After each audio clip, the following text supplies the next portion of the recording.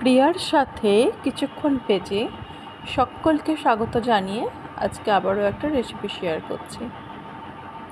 চলো দেখা যাক আজকের রেসিপিতে কী আছে।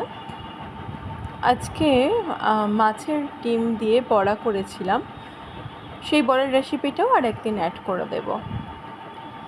সেই বড়া দিয়ে তরকারি, নর্মালি পেঁয়াজ দিয়েছি, পেঁয়াজ ভেজে মশলা কষে নিয়েছি, টমেটো, আদা বাটা, নুন, হলুদ, মিষ্টি, লঙ্কা গুঁড়ো মিশিয়ে ভালো করে কষে যখন তেল ছাড়ছে মশলা থেকে, তখন আমি সেদ্ধ করে জল ফেলে দিয়ে আলুটা অ্যাড করে দিয়েছি।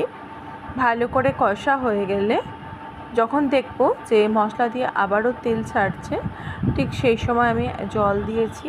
জলটা ফুটে উঠলে আমি গরম গরম ঝোলে লঙ্কা অ্যাড করেছি, যেহেতু আমি লঙ্কাগুলো দিতে ভুলে গেছিলাম। তারপর ডিম অ্যাড করে ফুটিয়ে নামিয়ে নিয়েছি। তো এটাই হচ্ছে আজকের রেসিপি। কেমন লাগলো জানিও, আর আমার এই পেজটা ভালো লাগলে লাইক, কমেন্ট, শেয়ার, সাবস্ক্রাইব করে পাশে থেকো। Thank you.